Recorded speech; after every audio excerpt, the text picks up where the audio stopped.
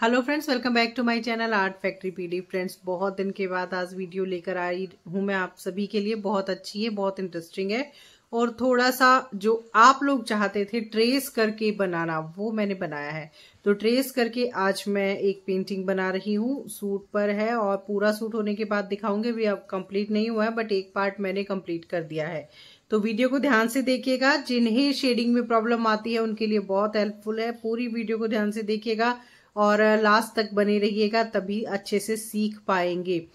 और साथ ही साथ वीडियो अगर पसंद आए तो लाइक कीजिएगा, चैनल पर नए हैं सब्सक्राइब करके बेल आइकन को प्रेस कर लीजिएगा, बहुत सारा शेयर कीजिएगा, बहुत सारे कमेंट्स कीजिएगा। तो चलिए देखते हैं आज की वीडियो में क्या है खास।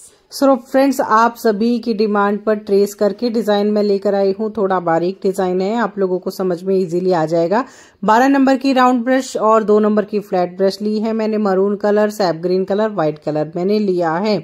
तो अब मैं आपको यहाँ पर शेडिंग करना मैं बता रही हूँ। वैसे तो बहुत सारी सेपरेट वीडियो मैं ऑलरेडी चैनल पर डाल चुकी हूँ, इस टॉपिक पर बहुत बार बना चुकी हूँ, लेकिन कहीं ना कहीं हमारे मन में ये चीज रहती है कि हमने रफ फैब्रिक पर किया है तो कहीं हम थोड़ा सा उसमें ना कंफर्ट लेवल पर आ जाते हैं कि हमने अगर रफ पर किया है तो मिस्टेक हो भी जाए तो कोई बड़ी बात नहीं है।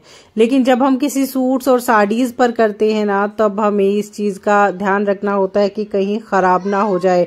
और इस तरह से करना है इसको कि हमें जो दोनों कलर्स हैं बहुत अच्छे से मर्ज करने हैं। अब आप किसी भी साइड से कर सकते हैं, बाहर से अंदर की ओर, अंदर से बाहर की ओर, वो आपको डिपेंड करता है। और बहुत अच्छे से मर्जिंग करनी है, क्योंकि डिटेलिंग तो हम बाद में दे सकते हैं, लेकिन कलर अगर मर्ज अच्छे से नहीं हुआ ना तो वो चीज ना पैची हो जाएगी, और पैची होने के बाद तो अच्छी बिल्कुल भी नहीं लगेगी। फ्रेंड्स, मेरे पर्सनल एक्सपीरियंस से कह रही हूँ, जहां पैची कलर आपका आया वहां पर आ जाकर आपको बहुत जो है ना अनइवन सा लगता है और कंफर्ट भी नहीं रहता। खुद को खुद की पेंटिंग में जो है वो कहीं ना कहीं ये चीज रहती है कि आप जो है कहीं मिस्टेक में है, कहीं कोई कमी है, तो वो चीज ना रहे। इसके लिए आपको मर्जिंग का बहुत अच्छे से ध्यान देना होगा। रोज बर्ड्स में तो हमें बहुत कम जो है कलर लेना है, क्योंकि ज्यादा कलर हम नहीं ले सकते अगर आपको 2 कलर की मर्जिंग देनी है तो। और ब्रश स्ट्रोक से इसका जो है काम बनेगा, क्योंकि ब्रश स्ट्रोक से ही ये जो बर्ड है वो बनती है। इस तरह से हमें इसको जो है डिटेलिंग देनी है। सिंपली शेडिंग से भी हम किसी भी डिजाइन को बहुत खूबसूरत बना सकते हैं। और जो ये रोज बर्ड्स हैं, इसमें तो हमें थोड़ा थोड़ा टचअप ही देना है, जिससे इसका नेचुरल जो लुक है वो बना रहे। अब आप देख रहे हैं, मैंने कहीं पर ऐसा नहीं है कि इसमें मैंने कहीं एक लेफ्ट राइट साइड देखा हो या कहीं देखा हो तब मैंने इसमें व्हाइट कलर लगाया हो। कहीं पर भी छोटा छोटा डॉट लगाकर उसको मर्ज कर दिया है, क्योंकि शेडिंग की खूबसूरती ना मर्जिंग से आती है। अब हर कोई यूट्यूब पर बहुत सारी वीडियोस हैं शेडिंग से रिलेटेड, सब बनाते भी हैं, वर्क भी बहुत अच्छा करते हैं, लेकिन जो सिखाना है, जो मेन पॉइंट्स बताना है, वो शायद कहीं ना कहीं मिसिंग रहता है। तो जब हम सिंपली शेडिंग करते हैं तो शेडिंग करने से ही निखार आता है। और सिंपली शेडिंग भी 2 कलर्स के साथ तो होती ही है, एक कलर लाइट और एक कलर डार्क। जो हमें एक्स्ट्रा जो एडवांस शेडिंग होती है वो 3 से 4 कलर में होती है, वो भी मैं आपको जो है वीडियोस में सिखा चुकी हूँ। लेकिन बात बस वही है कि वो मैंने आपको जो है रफ फैब्रिक पर सिखाई थी। तो जो एक तरीका है, एक उसको चीज को यूज करने का तरीका है, वो कहाँ से कैसे होगा वो चीजें आपको देखनी है, सीखनी है, समझनी है और बारीकी के साथ उसको इम्प्लीमेंट करना है। क्योंकि हम फ्री हैंड करते हैं, बहुत बार फ्री हैंड करते हैं, लेकिन जो प्रॉपर जो वर्क है ना पेंटिंग का वो यही होता है। इसी को बोलते हैं प्रॉपर पेंटिंग, हैंड पेंटेड। हम फ्री हैंड जल्दी के चक्कर में बनाते हैं कि हमारी मेहनत कम लगेगी और हमारा काम जल्दी बन जाएगा, लेकिन जो प्रॉपर अगर आप अच्छे से तरीके से पेंटिंग करते हैं ना तो वो यही है। तो अब देखिए, जो ये हमारी एक जो विजिबल पेटल है ना, जो सबसे सामने है, वो हमने बिल्कुल सेंटर से वाइट किया है, मतलब जो हमारी आंखों के सामने का पार्ट है वो। और उसके चारों तरफ मैंने मरून कलर लगाया है और उसके बाद उसको मर्ज किया है। तो व्हाइट को हम व्हाइट नहीं छोड़ेंगे, हमें उसको मर्ज करना है, क्योंकि जो वाइटनेस है ना वो अपने आप ही लाइट टू डार्क अपने आप ही पहुंच जाता है। शेडिंग का एक रूल है कि वो हमेशा लाइट टू डार्क जाती है, डार्क टू लाइट कभी भी नहीं, क्योंकि लाइट को डार्क करना आसान है, डार्क को लाइट करना बहुत मुश्किल है। वो आपकी शेड को ही चेंज कर देगा, लेकिन जो प्रॉपर जो चीज है वो नहीं आ पाएगी। तो हमें जो ये रूल है, जितने भी इसके पॉइंट्स है, ये तो मैं बहुत आपको सिखा चुकी हूँ, लाइव भी किया था मैंने ये टेक्निक सिखाने के लिए, क्योंकि जब तक हमें बेसिक क्लियर नहीं होगा तब तक आप कितने भी फ्री हैंड कर लो, आपको उस चीज की नॉलेज नहीं होगी कि आपको कैसे लाइट देना है, कहाँ से आपको डार्क देना है। ये चीजें आपको इसी तरीके से आएंगी। जिसको बिल्कुल नहीं आती और जो प्रैक्टिस कर रहा है वो इस तरह से प्रैक्टिस कर सकता है।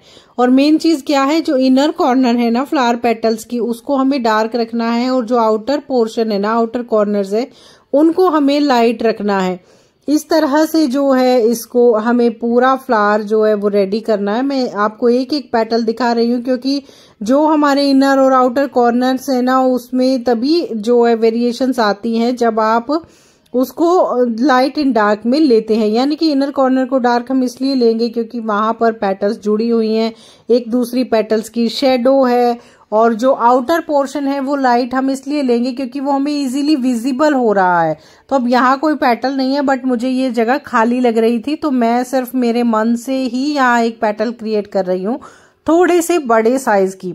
तो डार्क कलर लगाया है, और फिर व्हाइट कलर थोड़ा सा दूर था तो वो लगाकर मैंने बहुत अच्छे से उसको मर्ज कर दिया है।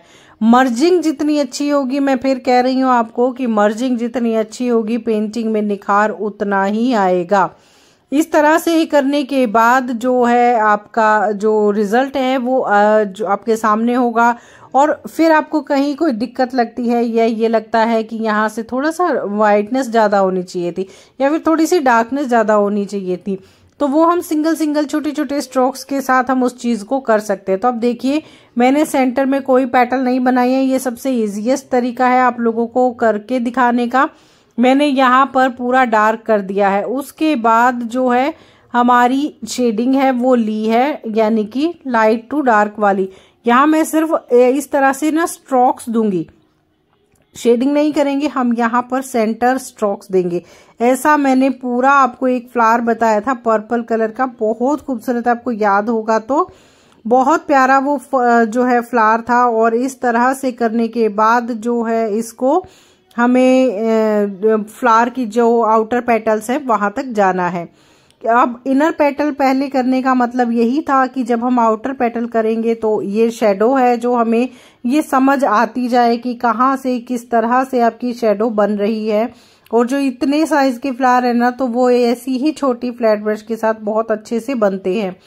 अगर आप जिससे कन्वीनियंट हो, यानी कि अगर आप राउंड ब्रश से कर सकते हैं बहुत इजीली तो राउंड ब्रश से कीजिए, फ्लैट ब्रश से कर सकते हैं तो फ्लैट ब्रश से कीजिए। इसमें कोई टेक्निक नहीं है कि ये फ्लैट ब्रश से ही होगा, राउंड से नहीं होगा। ये चीजें आपको आपके किस तरह से काम करते हैं, किस तरह से हैंडी हैं आपकी ये चीजें, तो उसी से ही होंगी। तो आप देख रहे हैं इस तरह से आउटर कॉर्नर्स जो हैं हमारे पेटल्स के वो अलग से शाइन कर रहे हैं, और जो इनर कॉर्नर्स हैं वो अलग से शेडो क्रिएट कर रहे हैं।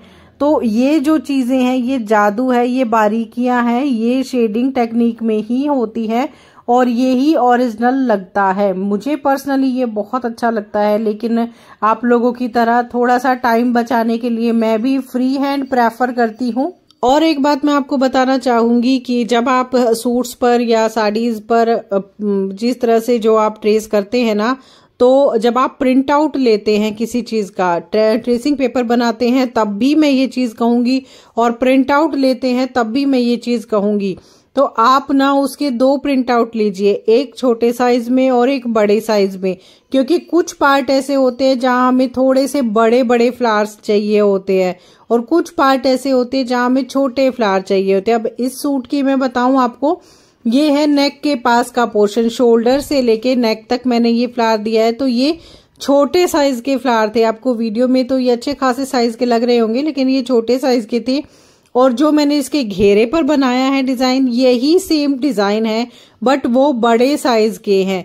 और ये लेने का मतलब यही है कि सिमेट्री हमारी बनी रहे, सिमेट्री में जो है कोई दिक्कत ना आए। और स्लीव्स पर मैंने ये जो फ्लावर मैं आपको सिखा रही हूं ना, यही फ्लावर एक एक फ्लावर मैंने स्लीव्स पर लिया है।